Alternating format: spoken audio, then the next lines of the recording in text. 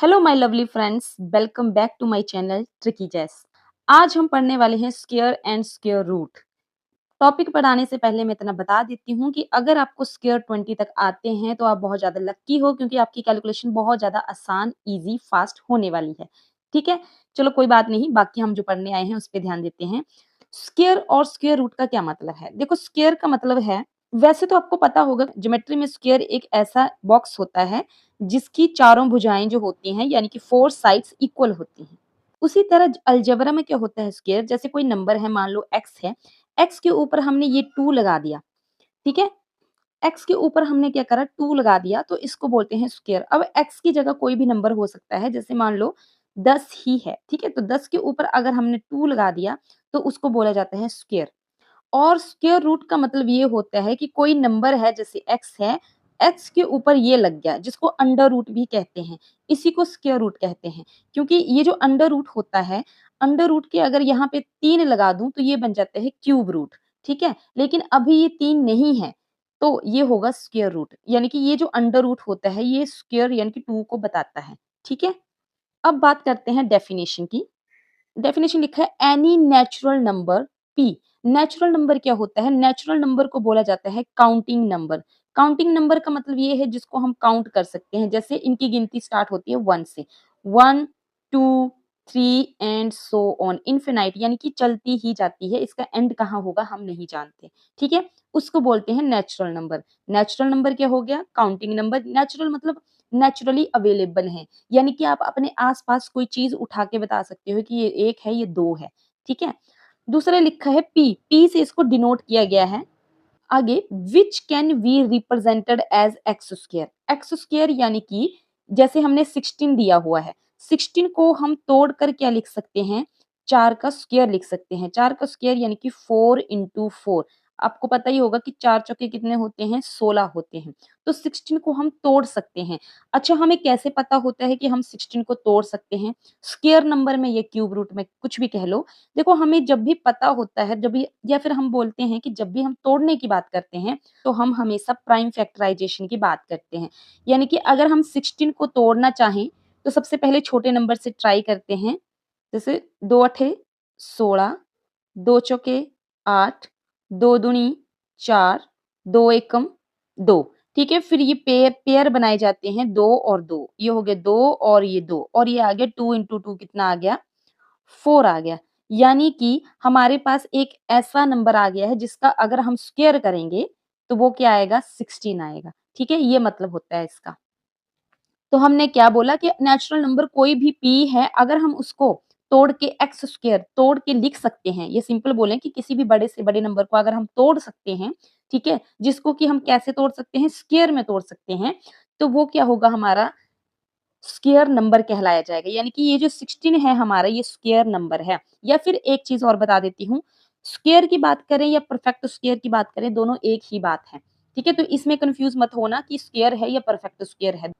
दोनों ही एक ही बात है, बस नाम अलग-अलग लिए जाते हैं। जैसे कि आपका घर पे नाम अलग होता है, बाहर अलग होता है, बस वही ये कहानी है।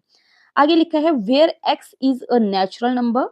हाँ, ठीक है, हमें पता है, ये भी एक नेचुरल नंबर ही होगा, ठीक है? नेचुरल नंबर, क्योंकि 4 जो है उसको काउंट कर सकते हैं ना, 1 2 3 4, तो ये भी नेचुरल नंबर ही होगा। और देन p जो होगा उसको कहा जाएगा स्क्वायर नंबर। यस, ठीक है, हमने देख लिया। अब समझ आ गया? सिंपल ये बोला जा रहा है कि कोई भी नंबर है बड़े से बड़ा नेचुरल नंबर, अगर हम उसको तोड़ के छोटे नेचुरल नंबर में कर सकते हैं स्क्वायर के, तो वो हमारा स्क्वायर नंबर होगा, ठीक है? एग्ज़ाम्पल आपको 16 का लग गया पता, एक और एग्ज़ाम्पल ले लेते हैं। जैसे हमारा 9 एक नंबर है, इसको हम छोटे से छोटे स्क्वायर नंबर में लिख सकते हैं, तो यस, 3 इंटू 3 जो होता है, यानी कि 3 का स्क्वायर हमारा 9 होता है। और दूसरा तरीका क्या है निकालने का? तो ये 9 है। 3 तियाँ 9, 2 से तो उड़ना नहीं था, इसलिए हम 3 से ट्राई कर रहे हैं, और 3 एकम 3, और ये हो गया पेयर, ये बन गई एक जोड़ी, 3 आया, यानी कि 3 का स्क्वायर करेंगे तो क्या आएगा हमारे पास? 9, ठीक है? ये होता है स्क्वायर नंबर।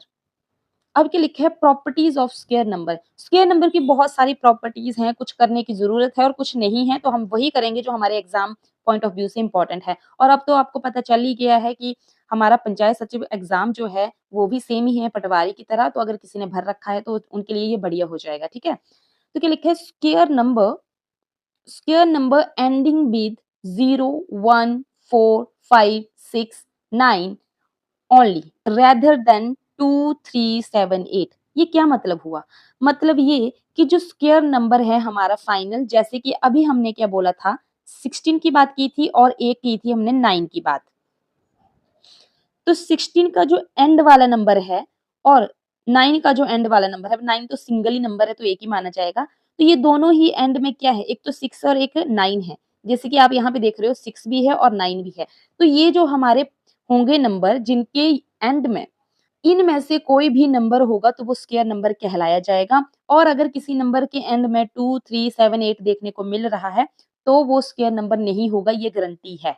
ठीक है? अच्छा, ये जो एंड वाला नंबर होता है ये कोई भी बड़े से बड़ा नंबर है, जैसे हम ले लेते हैं 3, 4, 2, 6, 1। ठीक है? तो हमेशा जो एंड वाला नंबर होता है उसे बोला जाता है यूनिट डिजिट। क्या बोला जाता है इसको? Unit digit. यूनिट डिजिट यानी कि एंड वाला नंबर। ओके?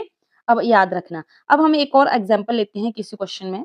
अब हमारे पास ये 2 नंबर हैं, ठीक है? अब मैं आपसे पूछूँ कि बताइए कि इनमें से स्क्वायर नंबर कौन-सा है? तो आप ये कह दोगे कि मैम 7 आ रहा है एंड में और हमने कंडीशन पढ़ी है कि इनमें से कोई भी एक नंबर एंड में यानी कि यूनिट प्लेस पे होगा, तो वो स्क्वायर नंबर नहीं होगा।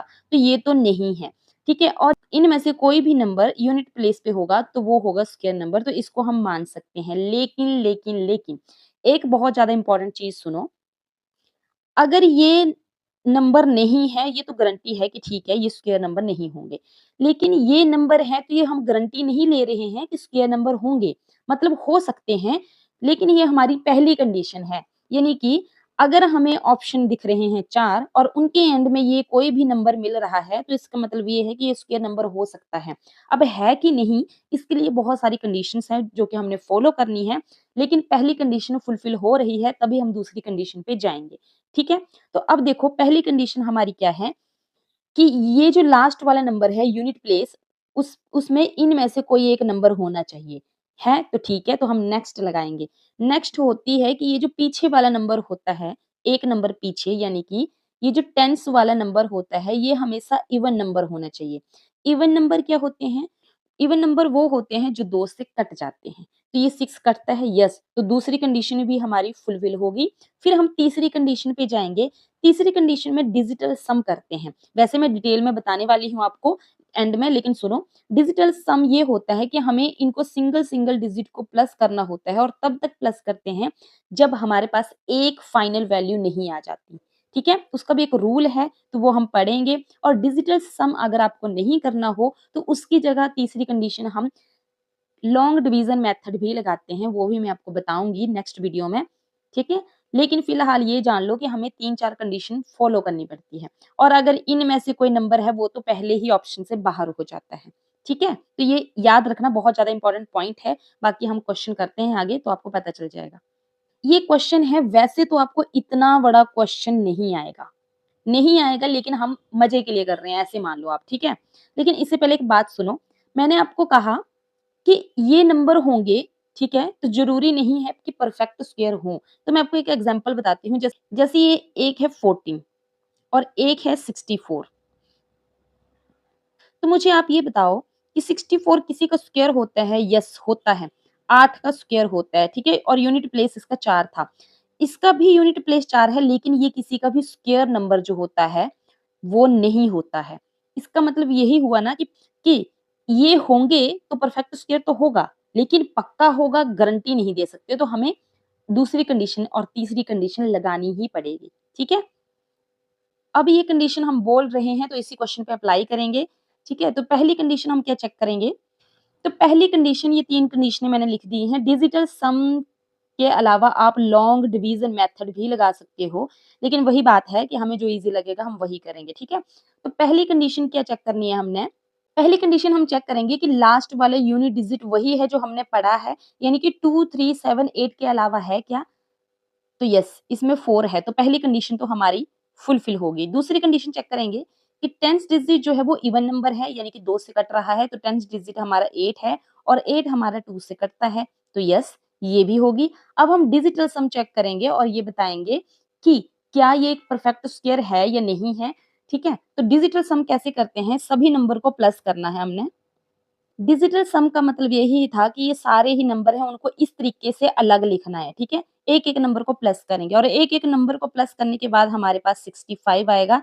लेकिन हमने कहा था कि डिजिटल सम तब तक चलता है जब तक कि वो सिंगल नंबर में ना आ जाए, ठीक है? तो यानी कि 6 और प्लस को फिर से हमें 6 और 5 को फिर से हमें प्लस करना है, तो 6 प्लस 5 हो जाएगा हमारे पास 11 और 11 फिर भी सिंगल डिजिट नहीं है, तो इसको फिर से प्लस करेंगे 1 प्लस 1 और ये आएगा 2।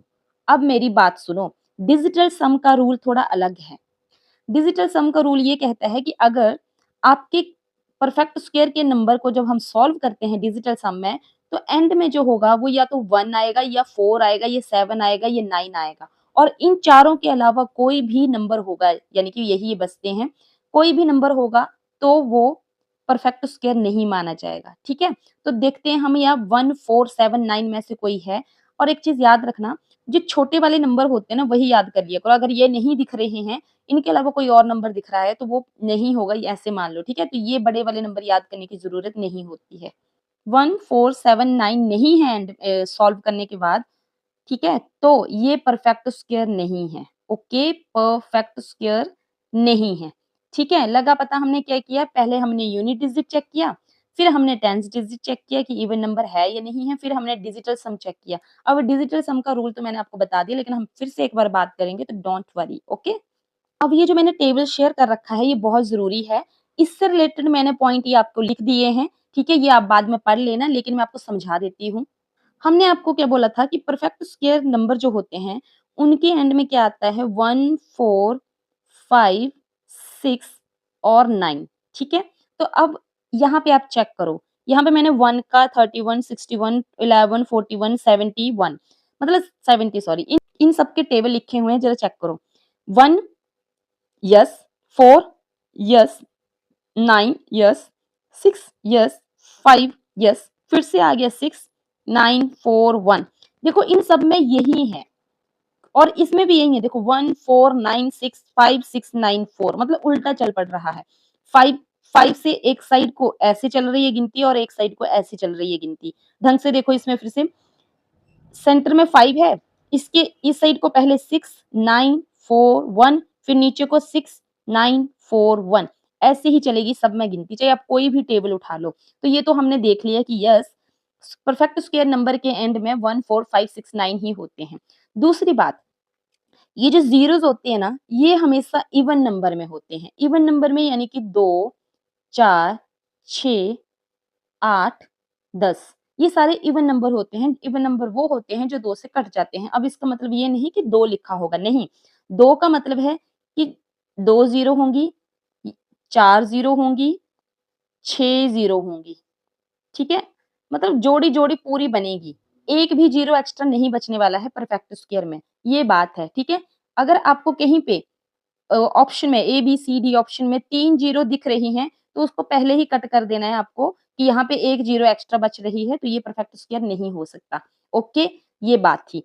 तीसरी बात देखो, अगर आपने नोटिस किया, ये है आपका 25 ये है आपका 35 का स्क्वायर, यहाँ पे भी 25, यहाँ पे भी 25, यहाँ पे भी 25, यहाँ पे भी 25, यहाँ पे भी 25। इसका मतलब ये है कि 5 का जो स्क्वायर होगा, कहीं पे भी, चाहे वो 35 हो, 65 हो, 75 हो, 85 हो, उसके एंड में हमेशा 25 होगा। किसके? स्क्वायर नंबर जो आएगा, ठीक है? हमेशा 25 होगा। आप ये कह सकते हो कि 5 से पहले 2 आएगा या फिर आप ये कह सकते हो कि 25 ही होगा हमेशा। हाँ, ये गारंटी है 25 ही होगा, तो 5 से पहले 2 आएगा ये देखने की ज़रूरत नहीं है। ठीक है? हो गया? इतना हमेशा याद रखना। अब हम पॉइंट भी बात कर लेते हैं। पहले लिखा है इन द स्क्वायर नंबर या in in the number given number any number and with even number of zeros is perfect square. अभी हमने देखा कि इवन नंबर ऑफ ज़ीरोज़ ही होंगे, यानी कि जोड़ी-जोड़ी होगी, 2 जोड़ी, 4 जोड़ी, 6 जोड़ी, ठीक है? जो भी होगा जोड़ी-जोड़ी में ही होगा। तो ये तो पहला पॉइंट हमने देख लिया। दूसरा लिखा है, अच्छा ये मैंने बताना भूल गई, sorry. If a number has 1 और 9 in the unit place then its square ends in 1 only always. अब ये इंग्लिश पढ़ने से पहले देखो पीछे, ये है आपका 1 और ये है आपका 9, ठीक है? 9 को जब हमने स्क्वायर किया तो एंड में यहाँ पे यूनिट प्लेस पे 1 आया, 81 और यूनिट प्लेस 1 और यहाँ पे भी 1। अब जितने भी 1 और 9 के स्क्वायर होंगे, चाहे वो 69 का स्क्वायर ही क्यों ना हो, तब भी यहीं पे यूनिट प्लेस 1 ही आएगा और 1 वाले में भी 1 ही आएगा, ठीक है? चाहे 61 हो, चाहे 71 हो, ये बात है, ठीक है? इस सभी में क्या आएगा 1 और 9 का जब भी स्क्वायर किया जाएगा, तब उसका यूनिट प्लेस हमेशा 1 ही आएगा, ओके? एक पॉइंट मैंने लिखा नहीं है, लेकिन अगर आप ढंग से टेबल को देखें, तो देखो 6 6 का स्क्वायर कर रहे हैं, तो भी एंड में यहाँ पे यूनिट प्लेस 6 है, यहाँ पे भी यूनिट प्लेस 6 है, यहाँ पर भी यूनिट प्लेस 6 है, ठीक है? यहाँ पे भी यूनिट प्लेस 6 है, सब में सेम ही है, यानी कि 6 का चाहे वो 36 का हो, 76 का हो, 86 का हो, जब भी हम स्क्वायर करेंगे तो उसका स्क्वायर नंबर जो होगा एंड में उसका यूनिट प्लेस भी 6 ही होगा। और 6 कहाँ आएगा? और आपका आएगा 4 में, कहीं पे भी चले जाओ 4 वाले में, हमेशा 6 आएगा, ठीक है? ये आप अगर देखते रहोगे तो आपको पता चल जाएगा, जैसे 9 का है, 7 और 3 का अगर हम स्क्वायर करते हैं तो हमेशा उसका यूनिट प्लेस एंड में 9 आएगा, सब में ही ऐसा है, 3 और 7, ठीक है? तो ये आप खुद देख सकते हो। पॉइंट ना भी बनाओ, एक ही बात है, आप खुद समझ जाओगे तो आपको खुद समझ आ जाएगा। बहुत सारे ऐसे पॉइंट निकल के आ जाएँगे, जैसे ये निकाल लो आप 4 और कहाँ गया? सॉरी 8 4 और 8 ठीक है? सॉरी 2 और 8 2 और 8 का जब भी स्क्वायर करोगे तो उसके यूनिट प्लेस पे हमेशा 4 आएगा और यहाँ पे भी 4 आएगा, ऑलवेज़ कभी नहीं बदलेगी ये चीज़ें, ठीक है? तो आप ये खुद भी देख सकते हो, तो इस टेबल को आप अच्छे ढंग से देख सकते हो, एनालाइज़ कर सकते हो, फिर आपको सारे ही पॉइंट्स समझ आ जाएँगे, ठीक है? जो नहीं भी लिखे हैं वो भी। When a square number ends in 6, the number whose square it will have either 4 or 6 in unit place। अभी हमने बात करी कि स्क्वायर नंबर के एंड में यानी कि यूनिट प्लेस पे 6 आ रहा है, तो उसका नंबर या तो 4 का होगा या 6 का होगा। अब हम एक एग्जांपल देखते हैं। अब ये आपका क्वेश्चन दिया हुआ है, अगर पूछा होगा कि इसका स्क्वायर नंबर क्या है, तो ये वाला स्क्वायर नहीं लगा होगा, तो डायरेक्ट 46 लिखा होगा, 76 लिखा होगा, जो भी लिखा होगा, कुछ भी दिया हो सकता है।